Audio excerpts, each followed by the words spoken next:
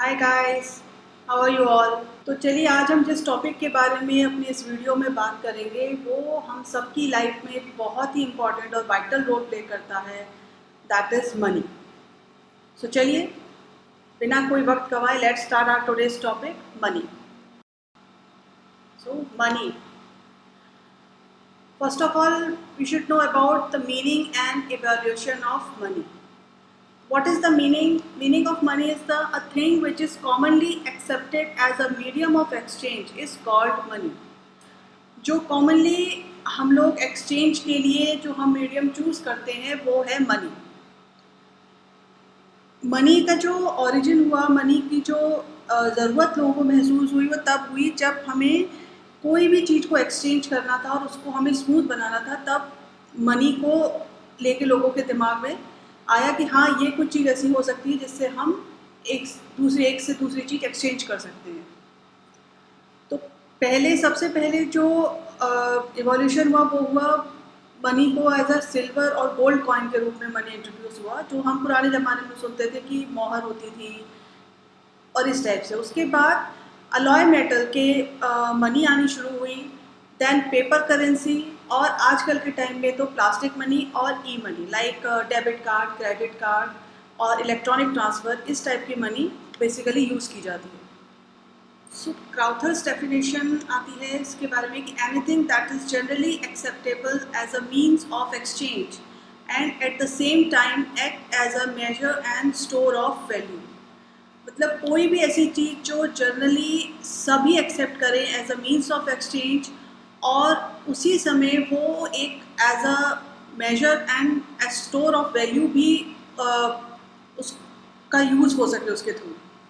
मतलब जो भी चीज़ ऐसी है जो हर कोई एक्सेप्ट करता है कि हम इस मनी के थ्रू इस चीज़ का मेजर कर सकते हैं कि कौन सी चीज़ अच्छी है, उसका क्वांटिटी कितना है और स्टोर ऑफ कितना, उसका हम स्टोर ऑफ वैल्यू उसकी कितनी है. सो ये डेफिनेशन बेसिकली सारी जो 3 इम्पॉर्टेंट फंक्शंस हैं मनी के उन सबको अपने अंदर कवर करती है, that is exchange, measure and store of value.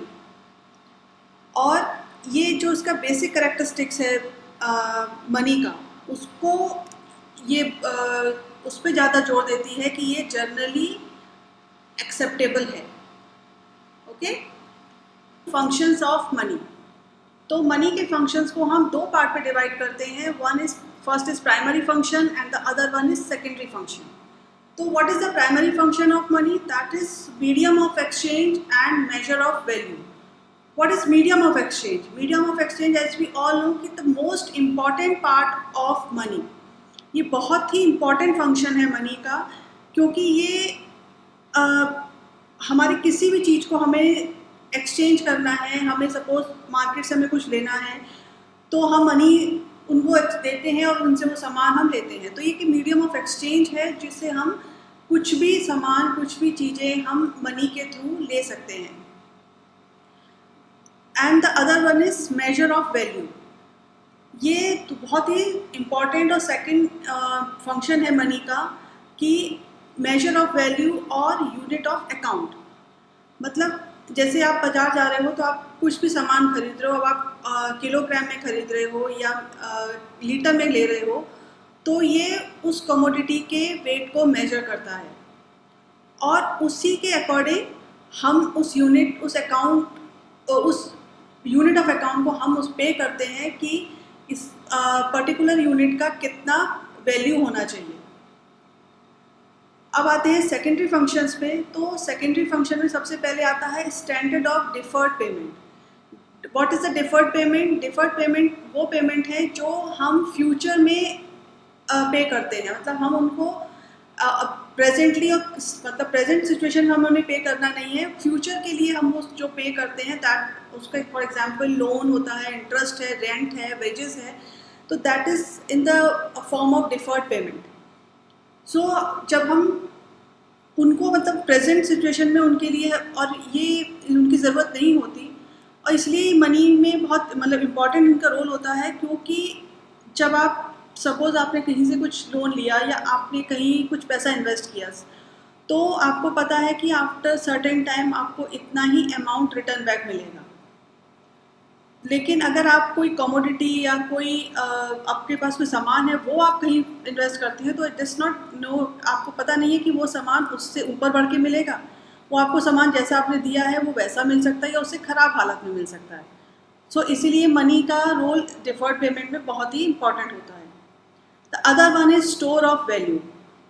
Money also हम लोग जो सर्व करते हैं as a store of value, क्योंकि जनरली कोई भी नॉर्मल इंसान होता है उसकी एक आदत होती है कि वो अपनी जो उसकी वेल्थ है उसको स्टोर करता है, तो वो in the form of money करता है। इन द फॉर्म ऑफ गुड्स कोई नहीं करता, क्योंकि गुड्स नॉट नेसेसरी कि गुड्स वैसे रहेंगे, कुछ पेरिशेबल होते हैं, तो आप गुड्स को स्टोर करके नहीं रख सकते हो। लेकिन मनी को हम स्टोर करके एज वेल्थ जो भी हमारी होती है वो मनी के फॉर्म में ही होती है, कभी भी गुड्स या किसी और चीज़ के फॉर्म में नहीं होती। The last one is transfer of value. तो ट्रांसफ़र ऑफ वैल्यू मनी जो है वो बहुत ही ईजी और कन्वीनियंट वे है किसी भी अमाउंट को ट्रांसफ़र करने के लिए। सपोज़ आपने कहीं बाहर से कुछ एक सामान ख़रीदा है और आपने उसको, या किसी शॉपकीपर से आकर कुछ ख़रीद रहे हैं, तो आपने उसको आपने कोई बुक खरीदी और बुक का कॉस्ट है 50 रुपीज़, तो आपने उसको 50 रुपीज़ ट्रांसफ़र कर दी। लेकिन ऐसा कुछ नहीं कर सकते कि आपने कोई बुक खरीदी और उसके एक्सचेंज में उसको बुक दे दी कि मैंने आपसे ये बुक खरीदी थी, ये लीजिए दूसरी बुक। तो कोई भी वो मीडियम ऑफ एक्सचेंज को एक्सेप्ट नहीं करता है। तो इसलिए मनी ट्रांसफ़र ऑफ वैल्यू में भी बहुत इंपॉर्टेंट रोल प्ले करती है। Now come to contingent function.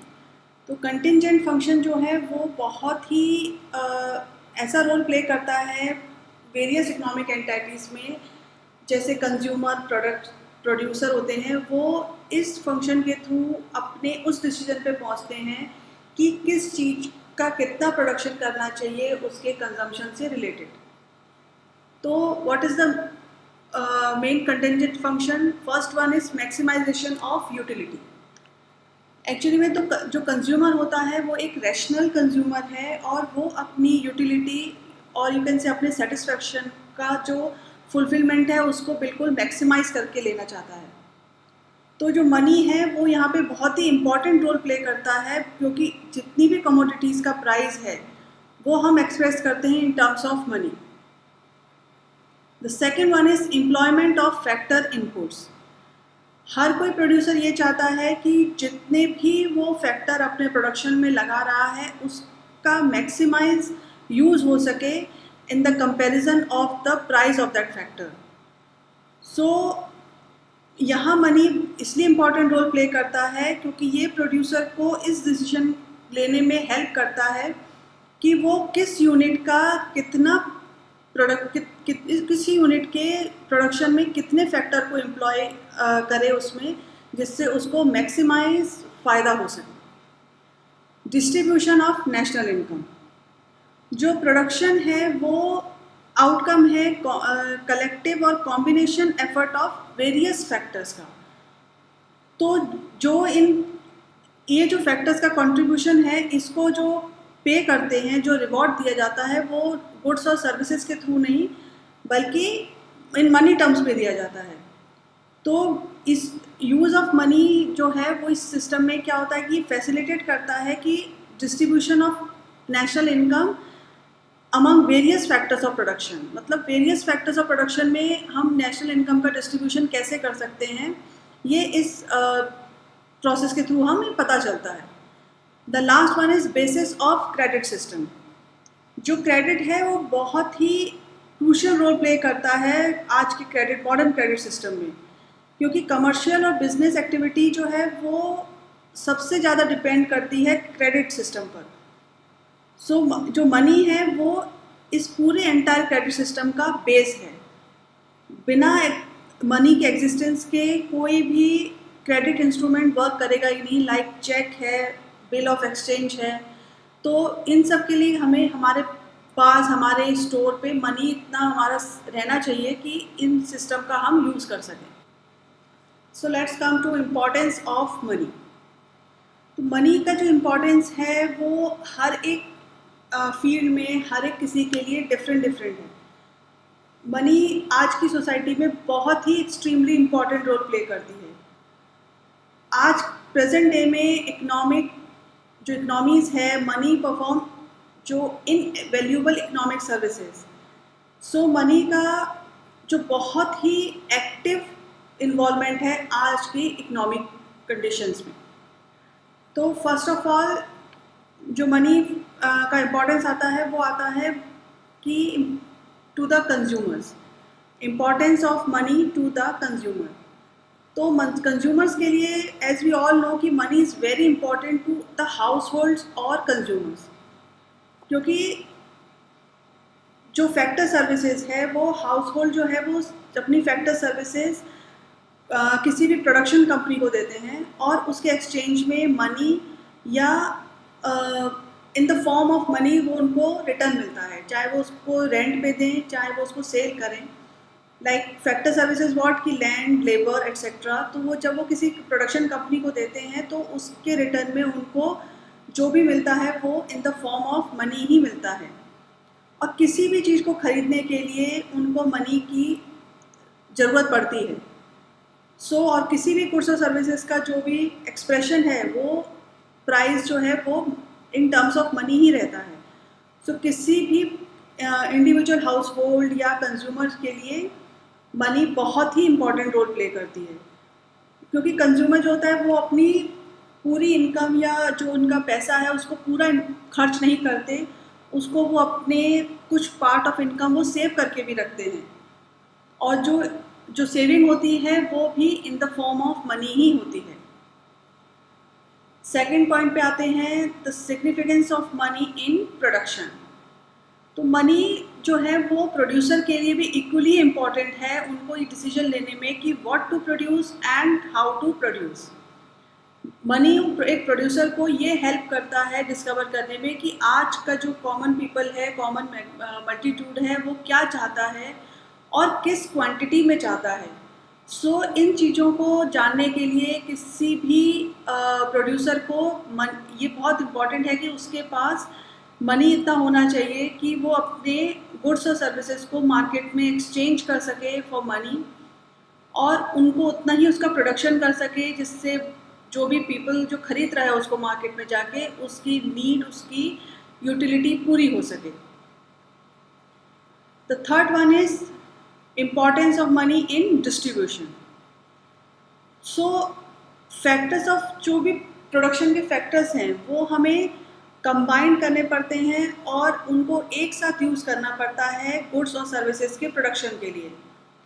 और यही जो हम डिस्ट्रीब्यूशन करते हैं ये बहुत सारी प्रॉब्लम्स को राइज करता है।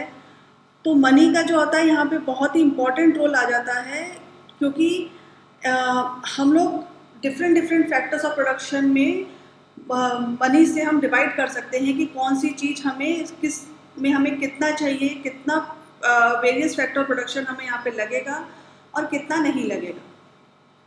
Importance of money in trade.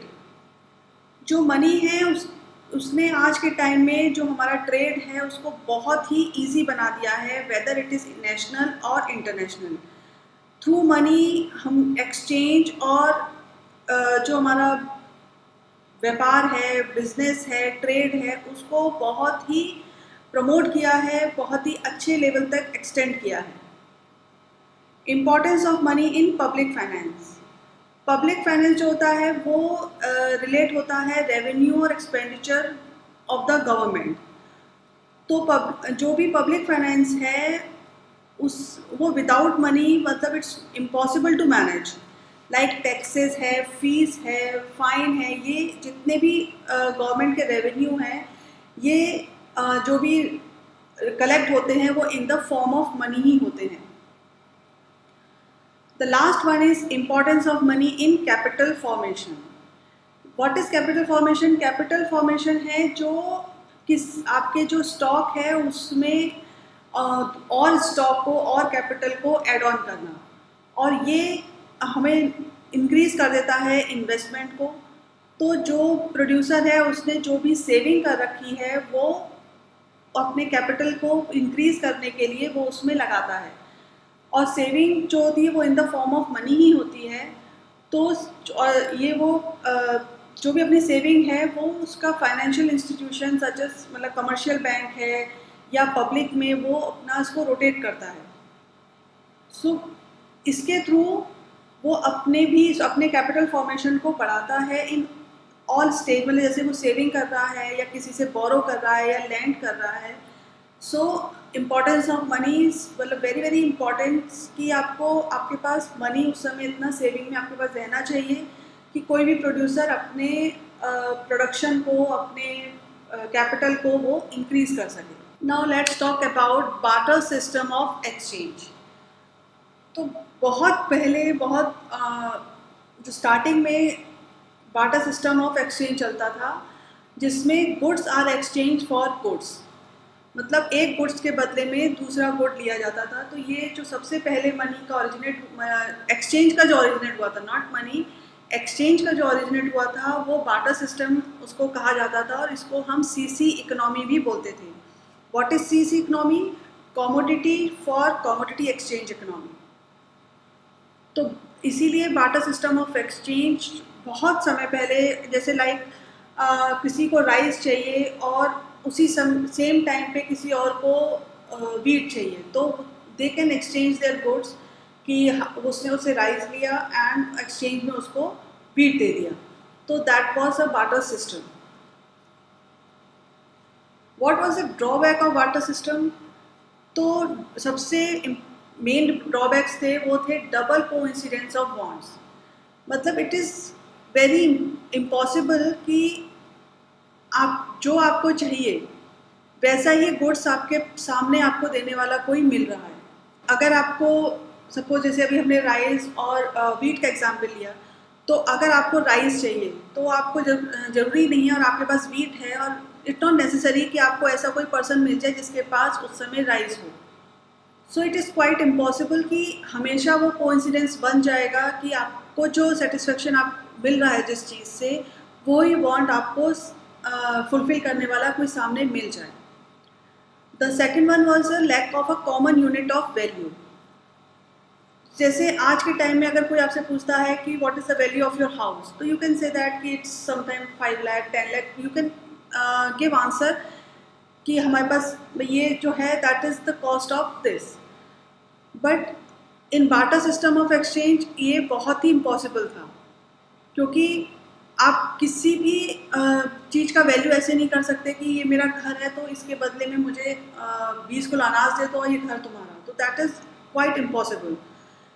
सो जब मनी का इवोल्यूट हुआ तो हमें अकाउंटिंग में बहुत ही ईजी रहा कि किसी भी कॉमन यूनिट का वैल्यू कितना है वो बहुत ही ईजी रहता है मनी के थ्रू फाइंड आउट करने में।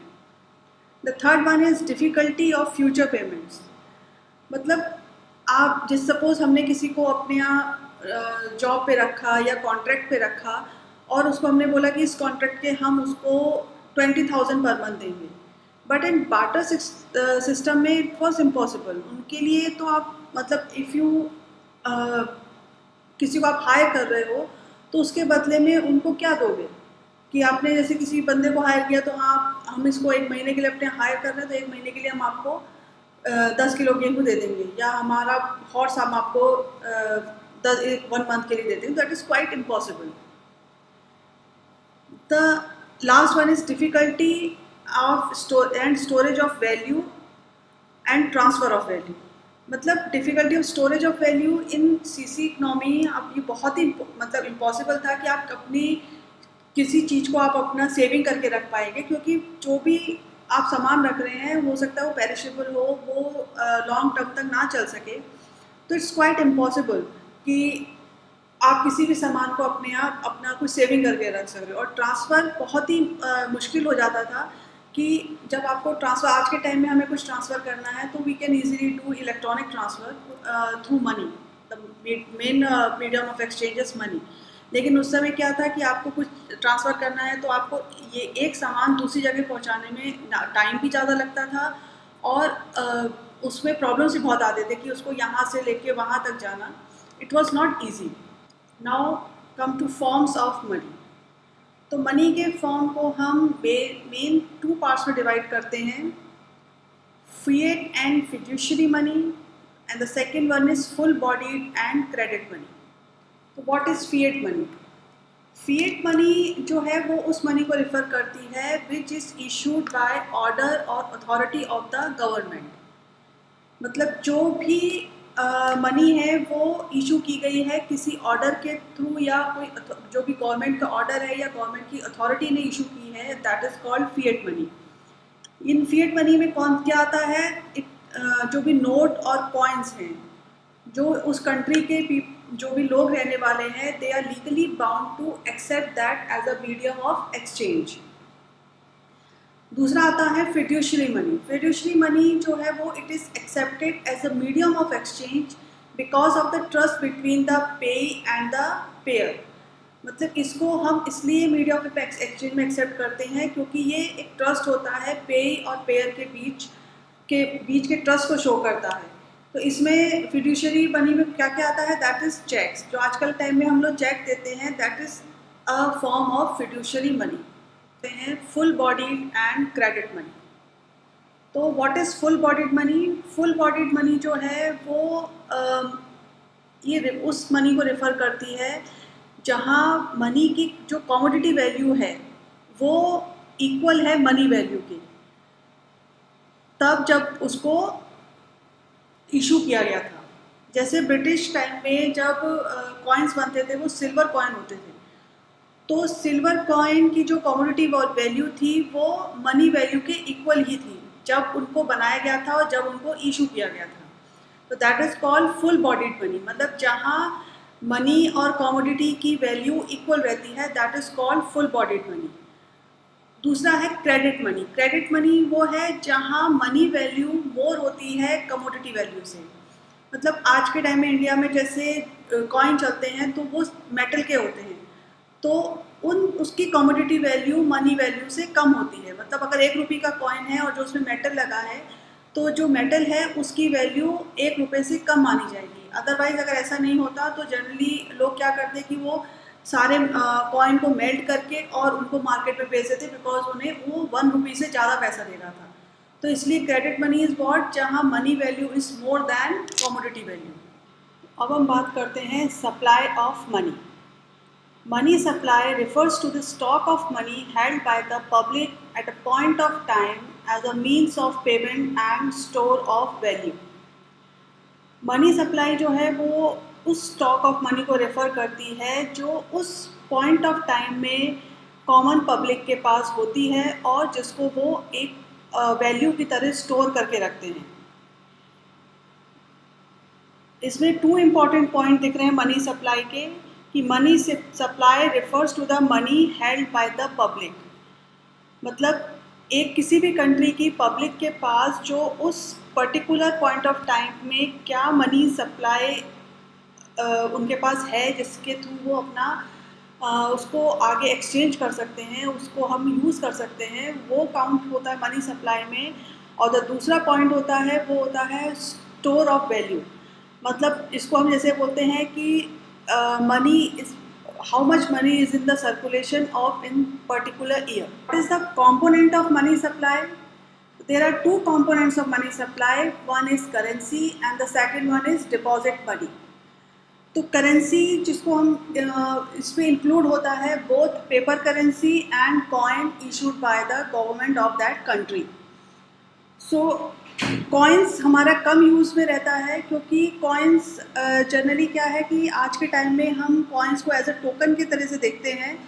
इसका बहुत ज़्यादा प्रेजेंट सिचुएशन में यूज़ नहीं होता है और इसकी जो फेस वैल्यू है वो इसके मेटलिक वैल्यू से ज़्यादा हायर होती है। और दूसरा आता है पेपर करेंसी। ये बहुत ही इम्पॉर्टेंट कंपोनेंट होता है मनी सप्लाई का, क्योंकि हर एक कंट्री में कि सेंट्रल बैंक जो है वो उसके पास ही मोनोपोली होती है कि वो करेंसी को इशू कर सकता है। तो जो भी नोट होता है, जो भी करेंसी हमारे सर्कुलेशन में होती है, उसका बहुत ही इम्पॉर्टेंट रोल प्ले होता है, क्योंकि वही एक तरह से हमारे मॉनेटरी सिस्टम को सपोर्ट करती है। दूसरा आता है डिपॉजिट मनी। डिपॉजिट मनी है जो भी पब्लिक है वो कमर्शियल बैंक के पास जो अपने डिपॉजिट रखती है, जिनके बेस पे वो चेक या कोई भी पेमेंट इशू करती है, उसको हम डिपॉजिट मनी बोलते हैं।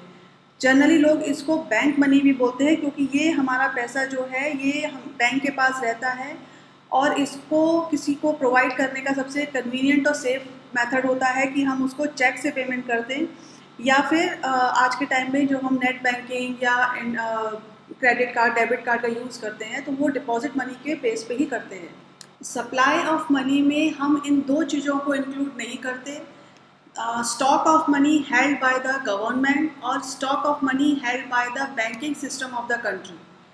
जितना भी गवर्नमेंट के पास या बैंकिंग सिस्टम जो भी है कंट्री का, उनके पास जो मनी होल्ड होता है, जो मनी स्टॉक में रहता है, उनको हम सप्लाई ऑफ मनी में इंक्लूड नहीं कर सकते, क्योंकि गवर्नमेंट और banking system of a country are the suppliers of money.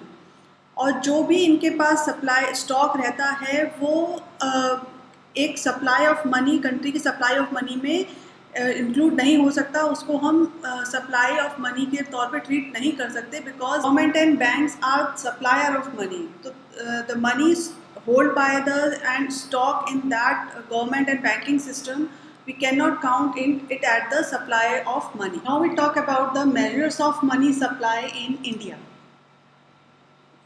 हमारे जो फाइनेंशियल असेट्स होते हैं वो बहुत सारे वैरायटी के हो सकते हैं, लाइक कैश होता है, बैंक डिपॉजिट्स हो सकता है, और जो एक इंडिविजुअल पर्सन है वो अपने ट्रांजैक्शन को पूरा करने के लिए डिफरेंट असेट यूज़ करता है, क्योंकि कोई भी एक सिंगल असेट किसी हर एक ट्रांजैक्शन में यूज़ नहीं हो सकता।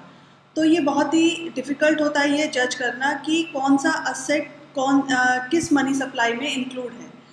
सो इसीलिए रिजर्व बैंक ऑफ इंडिया जो है वो 4 मेजर्स ऑफ मनी सप्लाई लेती है, that is M1, M2, M3 and M4।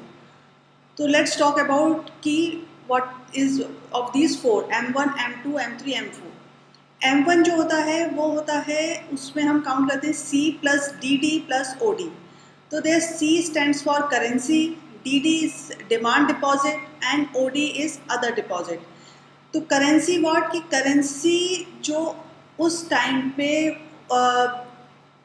उस कंट्री की पब्लिक के पास है, करेंसी नोट हो या कॉइन हो, उस पब्लिक के पास उस पर्टिकुलर पॉइंट ऑफ टाइम पे है। डिमांड डिपॉजिट जो होता है कि जो वो पब्लिक कमर्शियल बैंक में जो भी पब्लिक ने अपना डिपॉजिट कर रखा है, वो हम डिमांड डिपॉजिट उस पर्टिकुलर करंट ईयर में काउंट करते हैं। And the other deposit with the RBI, जो पब्लिक फाइनेंशियल इंस्टीट्यूशन है या फॉरेन सेंट्रल बैंक है या इंटरनेशनल फाइनेंशियल इंस्टीट्यूशन है, उनके पास जो डिपॉजिट होते हैं दैट इज़ OD। सेकेंड आता है M2। M2 में हम काउंट करते हैं M1 plus deposit with post office saving bank account. तो M1 का जो हम लोगों ने M1 में काउंट किया था, उसके साथ जो post office saving bank account में पैसा डिपॉजिट रहता है, उसको जब प्लस करते हैं तो हमारा मनी सप्लाई का M2 वाला जो पॉइंट है वो हमें पता चलता है। The third one is M3। M3 count करने के लिए हम M1 plus time deposit with commercial bank. Time deposit या यू कैन से कि नेट डिपॉजिट जो हमारा उस समय पर कमर्शियल बैंक के साथ उस पर्टिकुलर टाइम के लिए हमारा जो डिपॉजिट रहता है, उसको हम M1 में जो हमारे करेंसी नोट, डिमांड डिपॉजिट और अदर डिपॉजिट के साथ मिलके जो अकाउंट होता है, उससे भी हम मनी सप्लाई का काउंटिंग करते हैं। Last one is M4। M4 में जो भी हमारा M3 की काउंटिंग निकली है, उससे हम total deposit with post office, चाहे वो सेविंग हो, चाहे वो हमारे और दूसरे अकाउंट्स हो पोस्ट ऑफिस में, उसमें जो हमारे डिपॉजिट हैं, उन सबको मिला के जो हमारा काउंटिंग होती है वो M4, उसके थ्रू हम मनी सप्लाई की पता करते हैं। अब last one is supplier of the money. तो जो कौन है जो हमें मनी सप्लाई करता है, हु सप्लाइज मनी। तो they are 3 main source of supplier of the money, that is central bank of the country जो इंडिया में RBI है, कमर्शियल बैंक और गवर्नमेंट। सेंट्रल बैंक या RBI जो है, RBI is the principal supplier of money. वही है जो करेंसी हमारा जो कितना भी मिनिमम बेसिस रिवर्स सिस्टम है, उसके बेस पे करेंसी इशू करता है, और it is the main source of supply money in country. Central bank जो भी किसी भी कंट्री का होता है वो एक मेन सप्लायर होता है करेंसी का। सेकंड आता है कमर्शियल बैंक। तो कमर्शियल बैंक भी बहुत ज़्यादा important source of money supply है, क्योंकि मतलब आरबीआई के जैसा इसके पास ये करेंसी इशू करने की अथॉरिटी नहीं होती है, लेकिन ये मनी को अपने पास क्रिएट करता है by in the way of demand deposits और अदर डिपॉजिट्स, और ये फिर मार्केट में मनी सप्लाई करता है। लास्ट होता है government. Government third main source of money supply है, क्योंकि मिनिस्ट्री ऑफ फाइनेंस जो है वो 1 रुपी का नोट और coin of all denomination issue करने का जो राइट है वो गवर्नमेंट के पास है। So guys, that was our video on money. So I'll meet you on my next video on banking. So till then, bye bye, take care.